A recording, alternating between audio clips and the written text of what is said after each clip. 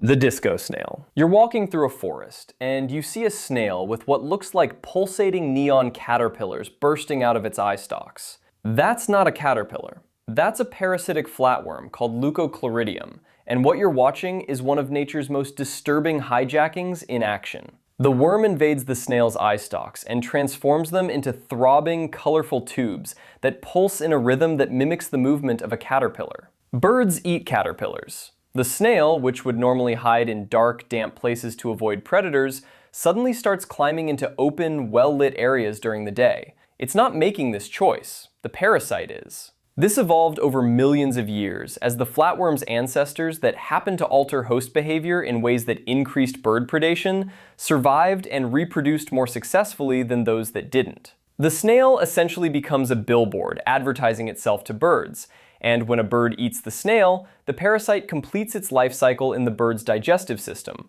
releasing eggs in bird droppings that other snails then consume. The snail gets eaten alive. The worm gets exactly what it needs, and the snail never had a say in any of it. The suicide worm. If you're a cricket, there's a hairworm species called Spinochordotes telinii that can grow inside your body for months, and when it's ready to reproduce, it will chemically rewrite your brain to make you drown yourself. The hairworm starts as a microscopic larva ingested by the cricket, usually when the cricket eats an infected insect. It grows coiled up inside the cricket's abdomen, feeding on its tissues but carefully avoiding vital organs because it needs the host alive and functional. When the worm reaches maturity, it begins producing proteins that cross into the cricket's nervous system and alter the production of neurotransmitters in the brain. Scientists think these proteins specifically target the cricket's central nervous system to disrupt normal behavior patterns, though the exact molecular mechanism is still being researched. Crickets naturally avoid water because they can't swim.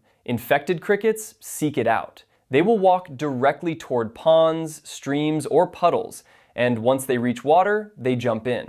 The cricket drowns. The worm, which can be 3 to 4 times longer than the cricket's entire body, bursts out of the abdomen and swims away to find a mate. To put that in perspective, imagine something 12 feet long living coiled inside your torso, and then one day it decides you need to walk into the ocean. The cricket has no control over this. Its brain is sending signals it didn't generate. The ant climber. There's a parasitic fluke called Dicrocelium dendriticum that uses ants as an intermediate host, and what it does to those ants at night is one of the most precise examples of behavioral control in the natural world. The fluke's eggs are eaten by snails, develop inside the snail, and are expelled in slime balls that ants then consume. Once inside the ant, one fluke larva migrates to the brain. That's the one that takes control. The others stay in the abdomen and wait. Here's where it gets specific. When the temperature drops in the evening, the fluke in the brain releases chemicals that compel the ant to climb up a blade of grass or a plant stem and clamp its mandibles down in what's called a death grip. The ant stays locked there all night, perfectly positioned to be eaten by a grazing sheep or cow in the early morning. If the ant isn't eaten by dawn and the temperature rises, the fluke releases its control. The ant climbs back down, rejoins its colony, and behaves normally. Then, night falls again. The ant climbs again. This repeats night after night until the ant finally gets eaten. The fluke evolved this temperature-dependent mechanism because grazing animals feed in the cool morning hours, and positioning the ant on vegetation at night maximizes the chance of ingestion when the grass is wet with dew. The ant has no idea why it's doing this. It just obeys. The jumping fish. Along the California coast, there's a parasitic fluke called Euhoplorchus californiensis that infects killifish, and it makes them jump and thrash at the water's surface in a way that practically screams, "Come eat me," to every bird in the area. The fluke's larvae penetrate the fish's skin, migrate through the bloodstream, and form cysts inside the brain tissue itself. These cysts physically press against and disrupt neural pathways that control normal swimming behavior. Killifish typically stay near the bottom or in mid-water to avoid predators. Infected fish do the opposite. They dart to the surface, shimmy erratically, flash their silver bellies, and make themselves incredibly conspicuous. Studies have shown that infected fish are 30 times more likely to be eaten by shorebirds than uninfected fish. 30 times. The fluke completes its life cycle in the bird's gut, and its eggs are released in bird feces back into the water, where the cycle starts again. The evolutionary path here is pretty straightforward. Flukes that accidentally caused behavioral changes making fish easier to catch left more offspring in bird hosts. And over many generations, this behavioral manipulation became hardwired into the parasite's biology. That fish is trying to hide. Its brain is telling it to surface. The Cat Attractor. Toxoplasma gondii is a single-celled protozoan that infects warm-blooded animals, and it's inside roughly 1/3 of all humans on Earth right now. In rodents, it does something that should be impossible. It makes them sexually attracted to cat urine. Cats are the parasite's definitive host, the only place it can reproduce sexually. Rats and mice are intermediate hosts. The parasite forms microscopic cysts throughout the rat's body, but the ones that matter are in the brain, particularly in the amygdala, the region that processes fear and threat response.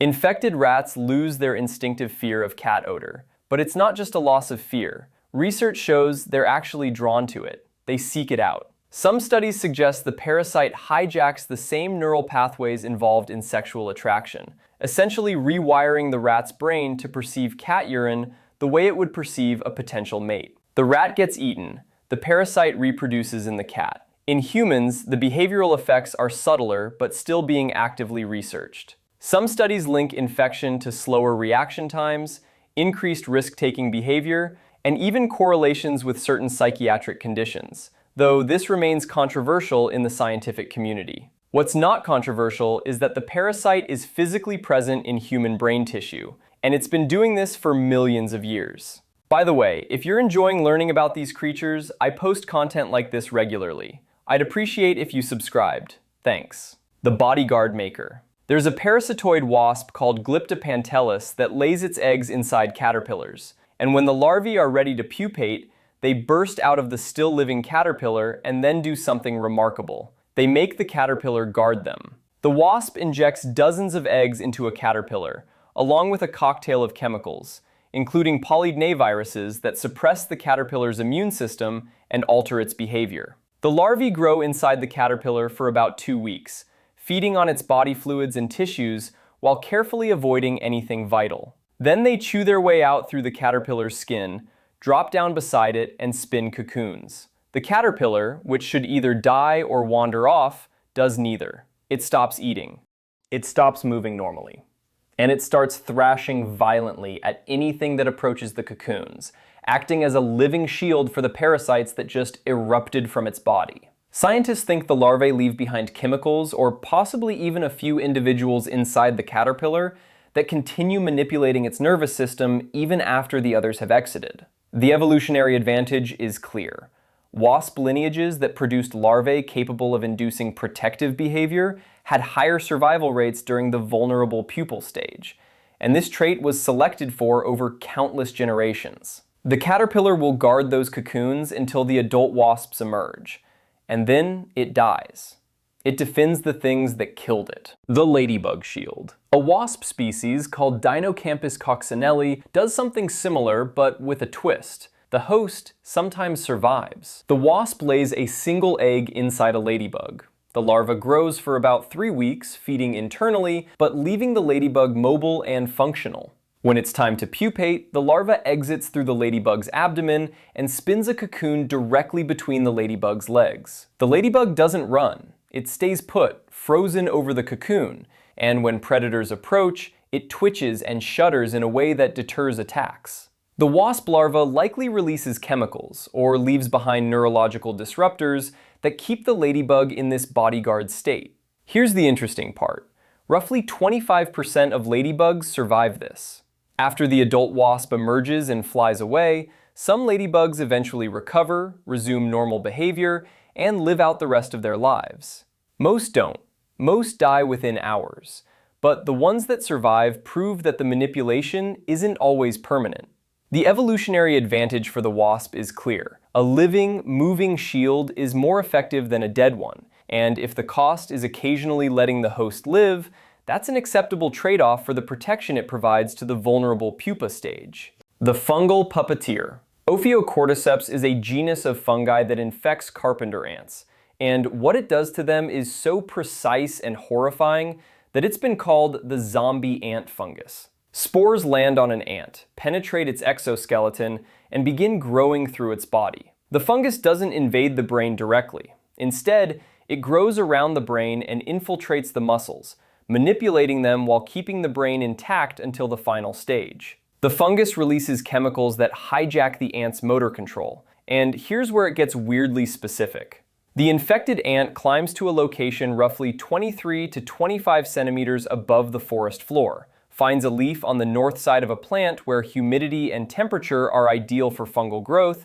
and bites down in a death grip. The ant locks its mandibles onto the leaf vein and stays there. The fungus then consumes the brain, kills the ant, and erupts from the back of the ant's head as a stalk that releases spores to infect other ants below. Different Ophiocordyceps species target different ant species, and each has evolved precise environmental preferences and timing for this final behavior. Scientists think this precision evolved because fungal strains that caused hosts to position themselves in optimal microclimates for spore development had dramatically higher reproductive success. And over millions of years, this resulted in the incredibly specific behavioral manipulation we see today. The ant climbs because the fungus tells it to. It bites down at exactly the right height and orientation because evolution optimized for spore dispersal. The ant is already dead. It just doesn't know it yet. The Mantis Drowner.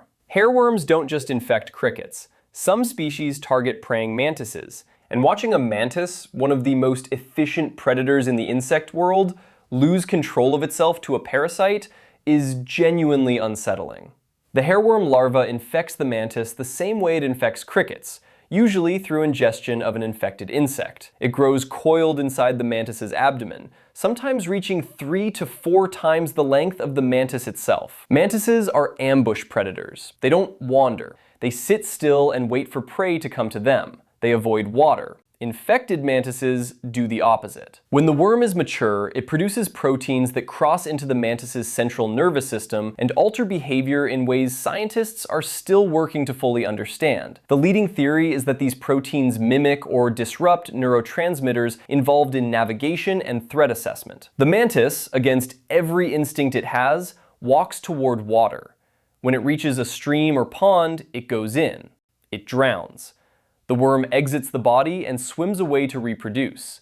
The evolutionary pressure here is straightforward. Hairworm ancestors that developed proteins capable of inducing water-seeking behavior had vastly higher reproductive success because they could reliably reach aquatic environments necessary for mating, and this trait became fixed in the population. A mantis can take down prey larger than itself. It can strike faster than a human eye can track. And none of that matters when a parasite decides it needs to be in the water. The tongue replacer. There's a parasitic isopod called Cymothoa exigua, and it's the only known parasite in the world that functionally replaces a host organ and directly controls feeding behavior through that replacement. It enters a fish through the gills, crawls to the base of the tongue, and attaches. Then it severs the blood vessels that supply the tongue. The tongue atrophies and eventually falls off. The isopod remains attached to the tongue stub, and here's the part that makes this so disturbing. It becomes the tongue.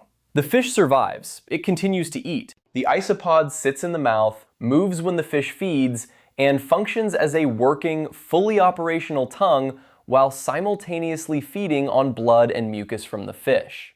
This isn't just parasitism. This is functional integration into the host's feeding mechanics, which means the isopod is now part of the behavioral loop that controls how and when the fish eats. Scientists think this behavior evolved because early ancestors of Cymothoa that attached near the mouth had better access to the host's blood supply and nutrients compared to those that attached elsewhere. And over time, natural selection favored individuals that could not just attach, but integrate functionally into the feeding process. The fish cannot survive without it once it's established. The boundary between host and parasite disappears entirely. At some point, you have to ask where the host ends and the parasite begins. In this case, there's no clear answer. If this sparked your curiosity, consider subscribing so you don't miss future animal content. Thanks for watching.